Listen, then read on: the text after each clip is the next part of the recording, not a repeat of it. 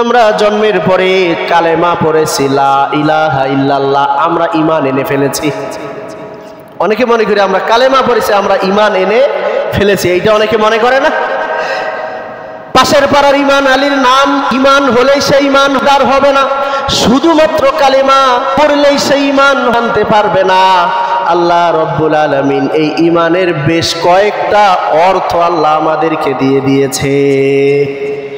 আমি যদি ঘোষণা দেই আমি ঈমানদার, আপনি ঘোষণা দিয়েছেন আমি কি ঈমানদার, আসলে কি আপনি ঈমানদার হতে পারবেন? ঘোষণা দেওয়ার সঙ্গে সঙ্গে আপনার কিছু কাজ আছে না নাই?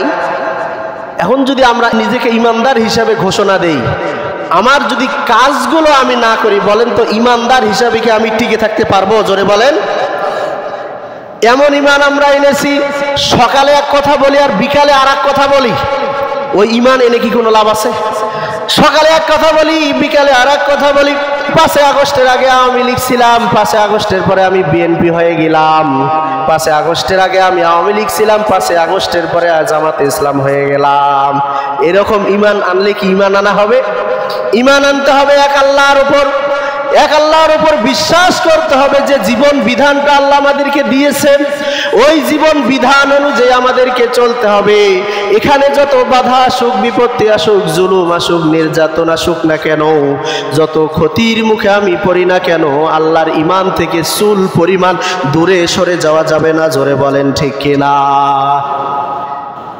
এরকম ঈমান আমাদেরকে আনতে হবে যেরকম ঈমান এনেছিল সাহাবীরা। শুধু ঈমানে আনেন না, ঈমানের পরীক্ষাও তাদেরকে দেয়া লেগেছে। যেমন আমাদের সমাজে ছাত্র ছাত্রী আছে না নাই? ছাত্র ছাত্রীরা স্কুলে পড়ালেখা করে, কেউ যদি স্কুলে সঠিক সময় না যায় এবং পরীক্ষায় অংশগ্রহণ না করে, তাকে কি ছাত্র ছাত্রী বলবে? ছাত্র ছাত্রীর বৈশিষ্ট্য হচ্ছে পড়ালেখা করতে হবে, পরীক্ষা দিয়ে পাশ করতে হবে। আপনি পড়ালেখা করেছেন, ক্লাস করেছেন, কিন্তু আপনি বার্ষিক পরীক্ষায় পরীক্ষা দেন নাই, আপনার কি ক্লাস 5 থেকে ক্লাস 6-এ উঠাই দিবে? ক্লাস 6 থেকে কি 7-এ উঠাই দিবে? আপনাকে পরীক্ষায় অংশগ্রহণ করতে হবে। পরীক্ষায় অংশগ্রহণ করার পরে প্রশ্ন সহজ হবে, কঠিন হতে পারে কিনা? প্রশ্ন সহজও হবে, কঠিনও হবে। বাংলা হয়তো বা সহজ হবে, কিন্তু ইংরেজিটা একটু কঠিন হবে। ইংরেজিতে একটু সহজ হলেও আপনার গণিতটা একটু কঠিন হবে, কোনো না কোনো সাবজেক্ট কঠিন হবে। এই কঠিন পরীক্ষাগুলো দিয়ে পাশ করেই আমাকে পরের ক্লাসে যেতে হবে। জোরে বলেন ঠিক কিনা? তো যত নবী কেরাম, যত সাহাবায়ে কেরাম এই পৃথিবীর বুকে এসেছিলেন, তারা সবাই ঈমান এনেছিলেন। এখন আমরা যারা ঈমান এনেছি, আমাদের ঈমানটা কোন কোয়ালিটির আর তাদের ঈমানটা কোন কোয়ালিটির যদি একটু আলোচনা করি, তাহলে বুঝতে পারবেন। সমস্ত নবীরাই পৃথিবীতে ঈমান এনেছিল এবং ঈমানের পরীক্ষা তাদেরকে দেওয়া লাগছে কি লাগে নাই? দেওয়া লাগছে না? হযরত আদম থেকে নিয়ে আমাদের নবী মুহাম্মদ সাল্লাল্লাহু আলাইহি সাল্লাম পর্যন্ত সমস্ত নবীরাই পৃথিবীর বুকে ঈমানের পরীক্ষা দিয়েছিলেন। আল্লাহর নবী হযরত ইব্রাহিম, তিনিও তো ঈমানের পরীক্ষা দিয়েছিলেন, নাকি দেন নাই? ইব্রাহিম আলাইহিস সালাম ঈমানের পরীক্ষা দেয় নাই? ইব্রাহিম আলাইহিস সালামের ঈমানের পরীক্ষা আমরা সবাই জানি। তাকে কোথায় নিক্ষেপ করা হয়েছিল? আগুনে নিক্ষেপ করা হয়েছিল আল্লাহর প্রতি ঈমান আনার কারণে। সম্মানিত প্রিয় উপস্থিতি, তারপরে আল্লাহর নবী হযরত ইউসুফ আলাইহিস সালাতু ওয়াস সালামকে কি ঈমানের পরীক্ষা দেওয়া লাগে নাই? চরিত্রের মহা দুর্যোগের মধ্যে আল্লাহ তাআলা তাকে ফেলেছিলেন, সেইখানে আল্লাহর কাছে তিনি ঈমানের পরীক্ষা দিয়ে উত্তীর্ণ হয়েছিলেন। জোরে বলেন সুবহানাল্লাহ।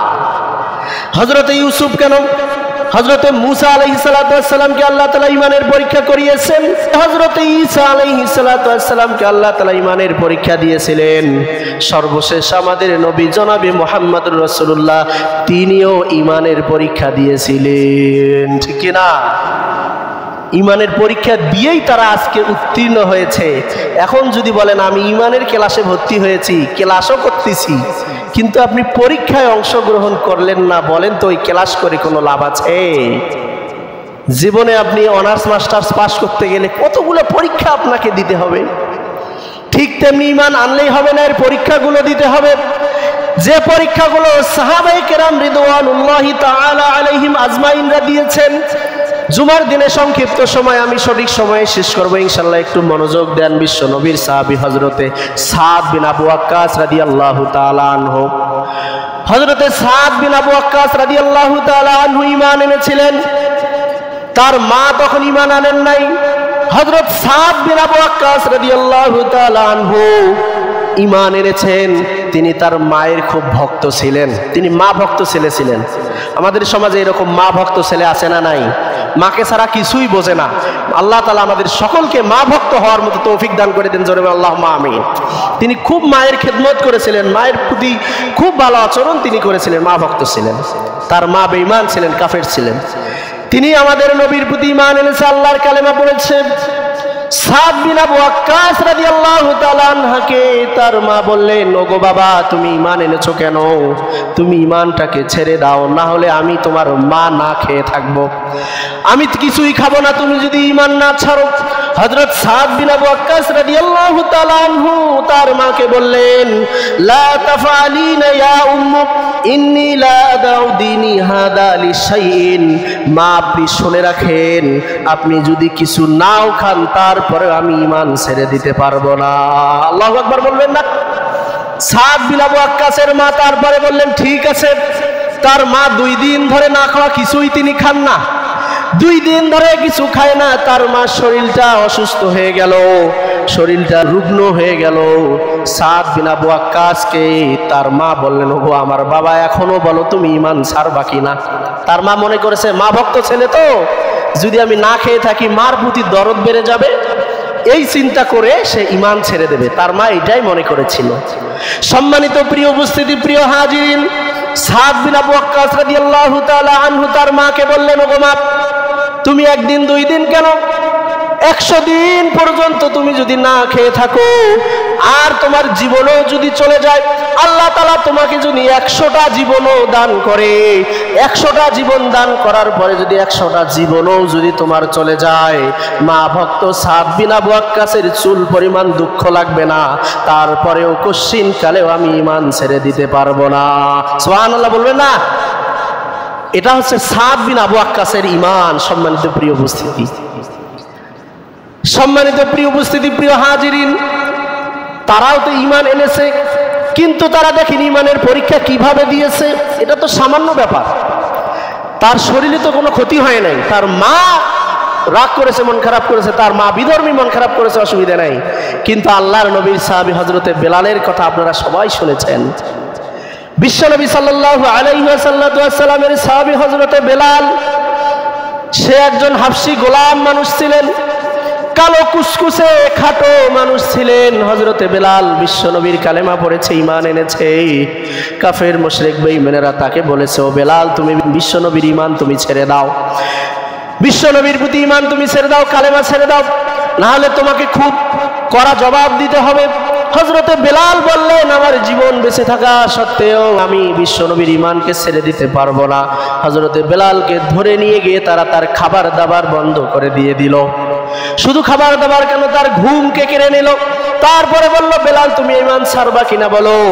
বেলাল বলল, আমার শরীরের বিন্দু রক্ত ফোঁটা থাকা পর্যন্ত আমি বেলাল বিশ্বনবীর ঈমানকে কখনো ছেড়ে দেব না। হযরত বেলালের পায়ে রশি বাঁধা হলো, ঘোড়ার মধ্যেই রশিকে আবার বিঁধে দেওয়া হলো। ওই ঘোড়াকে তারা তাড়িয়ে দিল। ঘোড়া হযরতে বেলালকে টেনে টেনে নিয়ে দৌড়া শুরু করে দিল। হযরতে বেলালের শরীরটা পাথরের সঙ্গে আঘাত লেগে, ধাক্কা লেগে তার শরীর থেকে, মাথা থেকে ফিনকি দিয়ে রক্ত বের হওয়া শুরু করে দিল।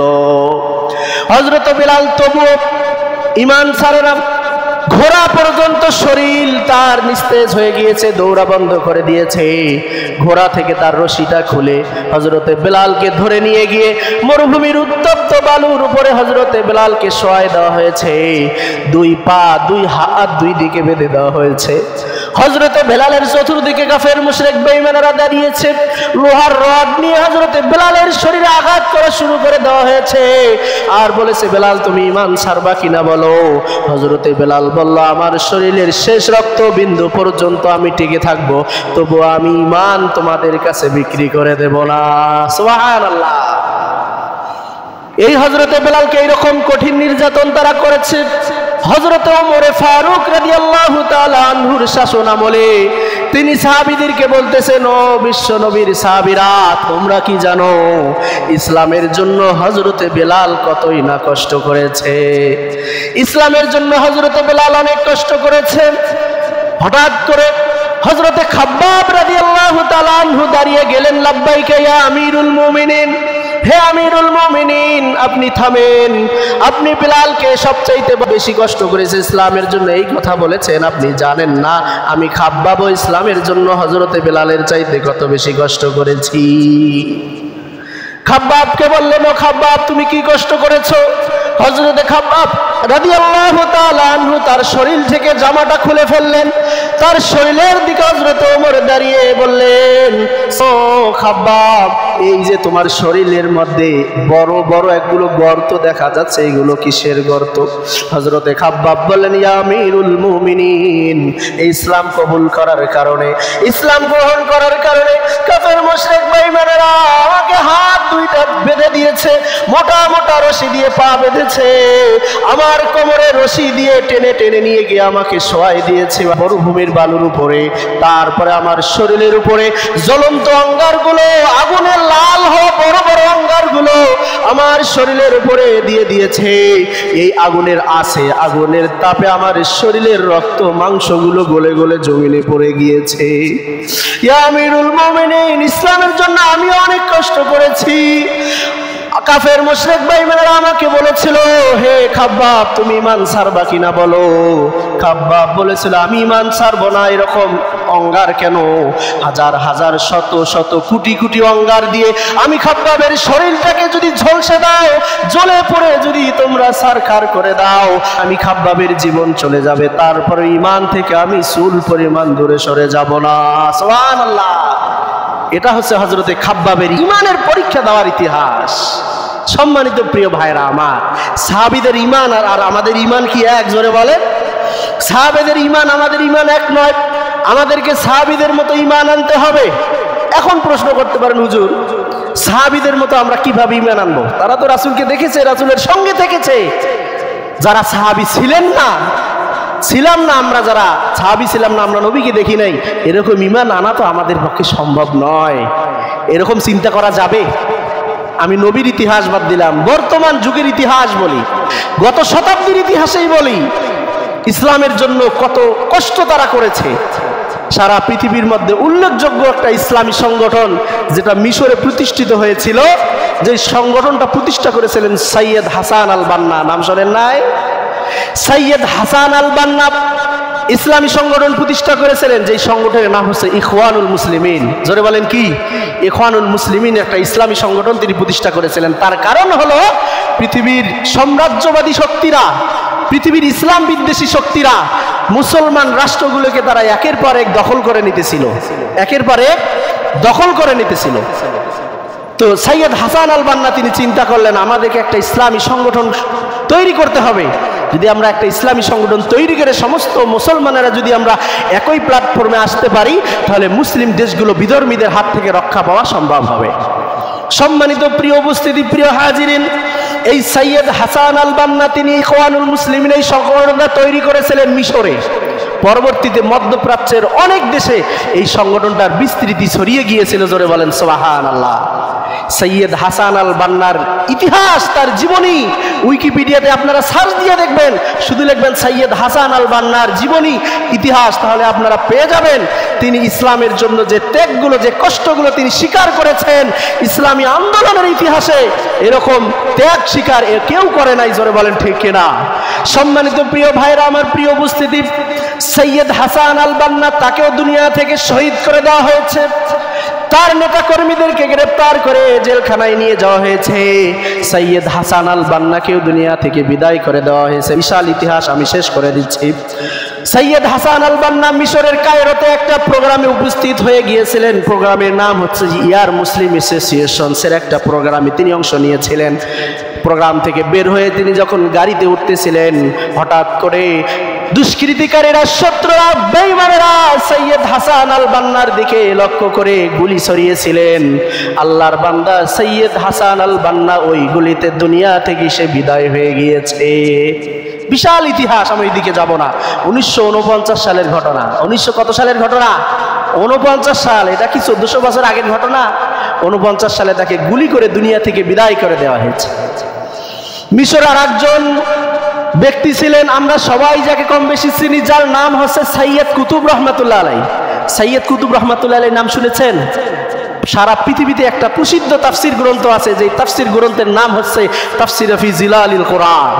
বাংলাদেশ সহ সারা পৃথিবীতে যে তাফসিরটা পড়ানো হয়, তাফসির ফি জিলালিল কোরআনের লেখক সৈয়দ কুতুব শহীদ রহমাতুল্লাহ আলাইহি, তাকে জেলখানার মধ্যে তাকে কি নির্মম নির্যাতন করা হয়েছে সেটা বলার আর সময় নাই। উইকিপিডিয়াতে সেটাও আছে, আপনারা সার্চ দিয়ে দেখবেন সৈয়দ কুতুব শহীদ রহমাতুল্লাহ আলাইহিকে কিরকম নির্যাতন তারা করেছে। সৈয়দ কুতুব রহমাতুল্লাহ আলাইহির একজন সঙ্গী ছিলেন, তিনি বর্ণনা করতেছেন সৈয়দ কুতুব রহমাতুল্লাহ আলাইহিকে জেলখানায় ধরে নিয়ে গিয়ে তারা বন্দি করে রেখে দিয়েছিল। একটানা 7 দিন তাকে অমানবিক নির্যাতন করা হয়েছে। শুধু নির্যাতন নয়, তিনি বর্ণনা দিচ্ছেন পুলিশের আইন শৃঙ্খলা বাহিনীর একগুলো পোষা কুকুর ছিল, প্রশিক্ষণপ্রাপ্ত কুকুর ছিল। প্রশিক্ষণপ্রাপ্ত পোষা পাগলা কুকুরগুলোকে জেলখানার মধ্যে ঢুকিয়ে দেওয়া হয়েছে। সৈয়দ কুতুব রহমাতুল্লাহ আলাইহির শরীর থেকে গোস্তগুলো টান দিয়ে ছিঁড়ে ছিঁড়ে কুকুরগুলো খেয়ে ফেলেছে। বারে বলতেছি না, আপনারা খুলে দেখবেন, পরে দেখবেন। সম্মানিত প্রিয় ভাইরা আমার, এই সৈয়দ কুতুব রহমাতুল্লাহ আলাইহিকে তারাও ফাঁসির মঞ্চে গিয়ে দুনিয়া থেকে বিদায় করে দিয়েছে। জোরে বলেন ঠিক কিনা? এটা তো এখনকার ইতিহাস। আজও এই ইসলামের পরীক্ষা তামাম পৃথিবীতে আছে না নাই? আসতে বলেন, আছে না নাই? তামাম পৃথিবীতে আছে, এমনকি বাংলাদেশেও আছে না নাই? ভয় করতেছেন? আসতে বলেন, আছে না নাই? ঈমান আনলে ঈমানের পরীক্ষা দিতে হবে। কে বলেছেন? আল্লাহ রাব্বুল আলামিন বলেছেন। সূরা আনকাবুত খুলে দেখবেন, আল্লাহ বলেছেন আহাসিবান নাসু আন ইউতরাকু আন ইয়াকুলু আমান্না ওয়া হুম লা ইফতানুন। ও মানুষেরা, তোমরা কি মনে করেছো এমনি এমনি আমি তোমাদেরকে ছেড়ে দিব? শুধু নামাজের হিসাব নিয়ে কি তোমাদেরকে ছেড়ে দেব? শুধু রোজার হিসাব নিয়ে কি ছেড়ে দেব? পুঙ্খানুপুঙ্খানুরূপে তোমার উপর যা হুকুম এসেছিল প্রত্যেকটা হুকুম তুমি সঠিকভাবে পালন করেছো কিনা, প্রত্যেকটা জিনিসের হুকুম নিয়েই তোমাকে সেদিন ছেড়ে দেওয়া হবে। জোরে বলেন ঠিক কিনা? সূরা জিলজালের স্পষ্ট আয়াত, ফামান ইয়ামাল মিসকালা যাররাতিন খায়রান ইয়ারা ওয়া মান ইয়ামাল মিসকালা যাররাতিন বলেন শাররান ইয়ারা। এই আয়াত আমাদের মুখস্থ আছে না? চুল পরিমাণ, বিন্দু পরিমাণও যদি আপনি ভালো করেন সেটারও কিয়ামতের দিন হিসাব হবে। বিন্দু পরিমাণও যদি আপনি খারাপ করেন সেটাও কিয়ামতের দিন হিসাব হবে কি হবে না? সম্মানিত প্রিয় ভাইরা আমার, বাংলাদেশেও ঈমানের পরীক্ষা আছে না নাই? ঈমানের পরীক্ষা আমাদের সামনে আসে। আমরা কি করি? আমরা কি সাহাবায়ে কেরামদের মতো ঈমানের পরীক্ষা দিতে পারি? আমরা ঈমানের পরীক্ষা দিতে পারি না। মুনাফিকের আচরণ করে আমরা চলে যাই। সকালে এক কথা, বিকালবেলা আর এক কথা, আছে না নাই? সকালে এক কথা, বিকালবেলা আর এক কথা। আমাদের মাঝে এরকম মুনাফিকের আচরণের মধ্যে ঈমানের পরীক্ষা দেওয়া যাবে না। ঈমান আমরা এনেছি ঈমানের পথে অটল থাকার জন্য। আমাকে যদি জেলেও যাওয়া লাগে, আমাকে যদি ফাঁসির মঞ্চেও যাওয়া লাগে, তারপরেও ঈমান থেকে চুল পরিমাণ দূরে সরে যাওয়া যাবে না। ঠিক কিনা বলেন? তারপরে ঈমান থেকে দূরে সরে যাওয়া যাবে না। প্রিয় ভাইরা আমার, এরকম অসংখ্য উদাহরণ আমাদের মাঝে আছে। ঈমানের পরীক্ষার সামনেও আমাদের মাঝে আসতে পারে। জোরে বলেন ঠিক কিনা? ঈমানের পরীক্ষার সামনে কি ঈমানের পরীক্ষা আমাদের আছে না নাই? মনে করেছেন এমনিতেই চলে যাব, পরীক্ষা দেওয়া লাগবে না? পরীক্ষা দিয়েই পাস করতে হবে, তাছাড়া আপনি এক ক্লাস থেকে আর এক ক্লাসে উঠতে পারবেন না। প্রিয় ভাইরা আমার, সামনে পরীক্ষা আসবে। কি পরীক্ষা আসবে আপনাদের সামনে তখন স্পষ্ট হয়ে যাবে। সেই সময় আপনাদের নিজেরা ঈমানের পরীক্ষা দিবেন। এখন সেই সময় আপনি যাচাই করবেন পাস করবেন না ফেল করবেন। ঠিক কি না প্রিয় ভাইরা আমার? সম্মানিত উপস্থিতি, জুমার দিনে সংক্ষিপ্ত সময়ে যতটুকু আলোচনা আমি আপনাদের সামনে করার চেষ্টা করলাম, যে বিষয়টা আমার ছিল কি, ঈমান আনতে হবে যদি আমরা সফলতা অর্জন করতে চাই। যারা পরে এসেছেন হয়তো বা জানেন না।